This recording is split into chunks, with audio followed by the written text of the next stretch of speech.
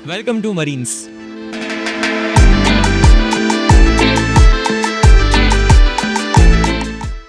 Now Interstellar एक इतनी greatest movie थी, मतलब लोग देख के उसको पागल हो गए थे एंड अब री रिलीज भी हो रही है इंडिया में, so very excited to see. And उसकी cinematography was,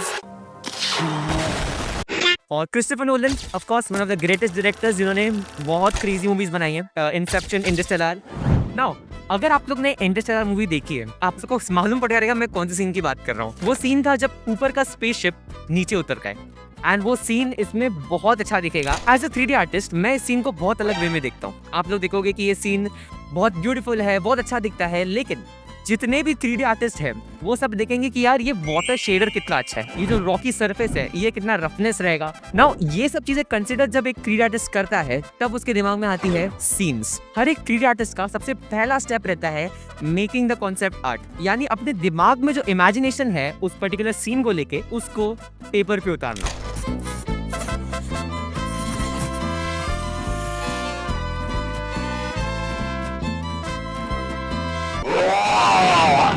so now let's officially start कि हम लोग कैसे इस सीन को पूरी तरह से बनाने वाले हैं। तो सबसे पहले मैं कितने सीन्स बनाने वाला हूँ इंटरस्टेलर के, तो मैं आप लोगों को बता दूं कि मैं 2 सीन्स बनाने वाला हूँ। सबसे पहला सीन रहेगा of about a black hole, ठीक है, जो कि हम लोगों ने सीन देखा था इंटरस्टेलर में और जो कि सबके आंखों में बैठ चुका है, ठीक है। एंड सेकंड है द वाटर सीन, यानी जब वो स्पेसशिप आपकी जो रहती है वो आती है एंड जब लैंड होती है एंड देन फिर से एस्ट्रोनॉट्स बाहर निकलते हैं। सो ये 2 सीन्स मैं अटेम्प्ट करूंगा बनाने का। एज हम लोगों ने देखा था कि इंटरस्टेलर की मूवी में एक ऐसा प्लैनेट रहता है जहाँ पे सिर्फ और सिर्फ वाटर है एंड वहाँ पे बहुत बड़े वेव्स आते हैं जिसकी वजह से फिर वो लोग पैकअप करके एंड चले जाते हैं, अलग बात। सो इसमें मैं आप लोगों को बताना चाहूंगा कि मैं यूज करने वाला हूँ अनरियल इंजन। तो ये जो सीन है इसमें सबसे पहली चीज है water and second one is HDRI। HDRIs मिलते हैं लेकिन मैं प्रेफर करूंगा कि मैं खुद बनाऊं क्योंकि बहुत मजा आता है। Wake up to reality.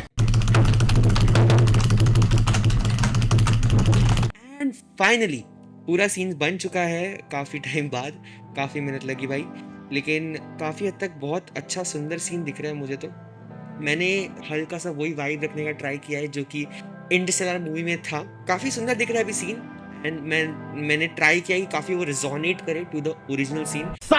Now main scene comes in कि मुझे स्पेसशिप उठानी है एंड जो ब्लैक होल का सीन था अपना दूसरा वाला वो बनाना है।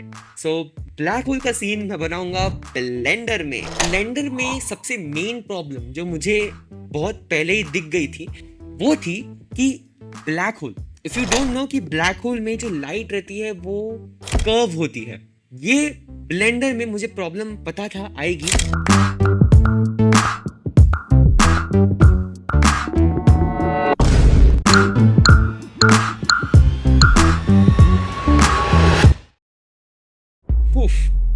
सो फाइनली बहुत सारे ट्यूटोरियल्स देखने के बाद, बहुत कुछ समझने के बाद, एक बहुत बड़ा ट्यूटोरियल मिलने के बाद एट लास्ट ये बन चुका।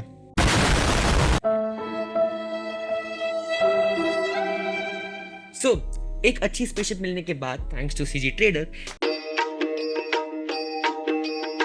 मूवी में स्पेसशिप कुछ ऐसी दिखती थी और मेरी स्पेसशिप कुछ ऐसी दिखती है। Here we go, हमारी स्पेसशिप एकदम मस्त दिखते हुए अनरियल में इंपोर्ट हो चुकी। मैं उतना कॉपी करने का ट्राई नहीं करूंगा इंटरस्टेलर को क्योंकि ऑफ कोर्स मेरे से बन नहीं रहा है, लेकिन और एक सीन कि ये पीसी इतना उस लेवल की चीजें बनाने के काबिल नहीं है, बट फिर भी यार में। एंड देन ऑफ कोर्स मुझे एस्ट्रोनॉट्स भी चाहिए रहेंगे। एस्ट्रोनॉट्स के लिए मैं क्या करूंगा? सो एस्ट्रोनॉट्स तो मिल गए, अब बारी आती है कि जो एक ब्लैक होल के सामने जो स्पेसशिप थी वो स्पेसशिप, वो सीन मैं कैसे बना सकता। So let's go to Blender again. एक और रहती है जगह जहां पे आप लोगों को ये सब चीजें मिलती हैं, जो कि है थैंक्स टू साइमन एल्बल जिसने ये ब्यूटीफुल सा बहुत ही सुंदर स्पेसशिप डाला है and thanks to Blender kit, जय हो ब्लेंडर किट, कि उन्होंने हमें ये मॉडल प्रोवाइड किया एंड मैं यही मॉडल को यूज करके ब्लैक होल के सामने का सीन बनाऊं। मेरा जो प्यारा पीसी है, मेरा जो प्यारा लैपटॉप है, वो इतना कैपेबल नहीं है कि स्पेसशिप और ब्लैक होल दोनों को एक साथ रेंडर कर सके। तो मैं ब्लैक होल को अलग से रेंडर करूंगा स्पेसशिप को अलग से करूंगा, दोनों को कंबाइन करूंगा थोड़ा कलर ग्रेडिंग वगैरह करके और लेट्स वर्ड्स लगा के मैं इसको कंबाइन करके आफ्टर इफेक्ट्स में एडिट करूंगा। सो लेट्स सी, सबसे पहले इसका एनिमेशन तो बना ले। 2000 years later. So at last finally ये सीन रेंडर होने के लिए रेडी है। Simply let's go render.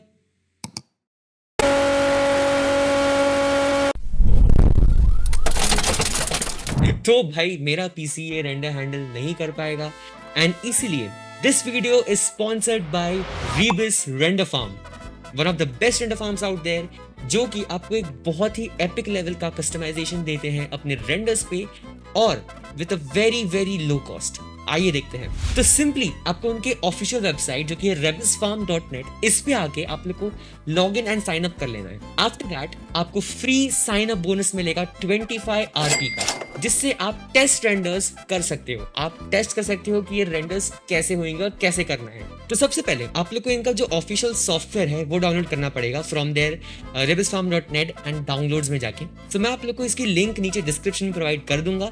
Simply download for Windows, Mac या लिनक्स, जो भी आप लोग का वहां पे डाउनलोड कर लो। So after installation the exe file आप लोग को सिंपली ट्रे में ये वाला आइकन मिल जाएगा।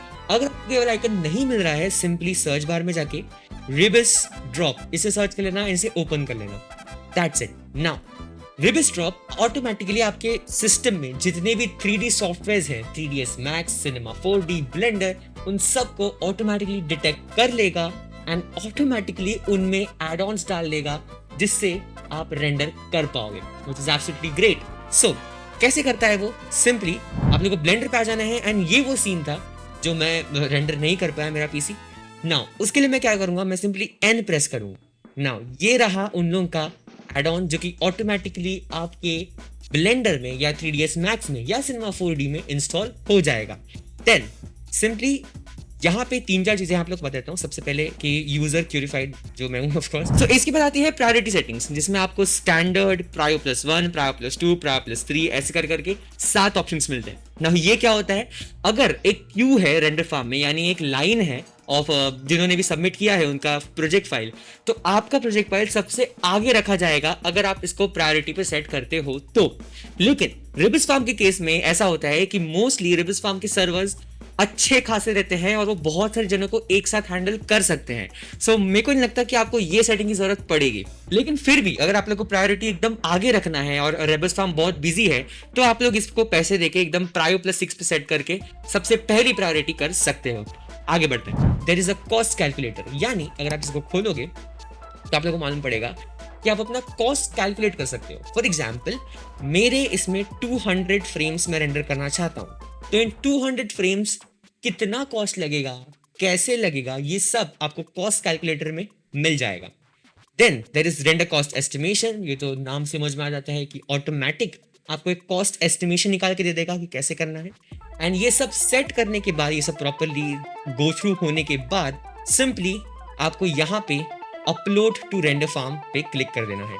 But before that send a email, इस पे भी टिक कर लेना by start and when completed. So एक और चीज याद रखना, वेरी डिस्क्लेमर, कि जो भी रिबिस फार्म रेंडर करता है वो इमेज सीक्वेंस में करता है। एंड देन सारी सेटिंग्स होने के बाद simply upload to render farm इस पे क्लिक कर दो। ओके, अब सिंपली ट्रे पे जाओ एंड यहाँ पे क्लिक करके ओपन कंट्रोल सेंटर इस पे क्लिक कर दो। आप लोग का कंट्रोल सेंटर जहाँ पे आपको दिख जाएगा और समझ जाओगे, सब कुछ यहाँ पे मिल जाएगा कि ये रहा आप लोग का जो कि है मैंने अपलोड कर दिया। देन सिंपली इस बड़े से रेंडर आइकन पे ऐसे क्लिक कर दो एंड वो ऑटोमेटिकली आपका रेंडर स्टार्ट कर देगा। एंड अब जब भी पूरा रेंडर हो जाएगा तो मुझे एक प्रॉपर ईमेल आ जाएगा कि रेंडर हो चुका है। सो इजी भाई।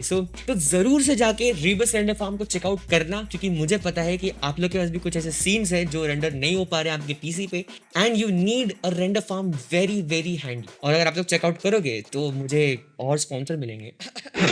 Please enjoy the final result.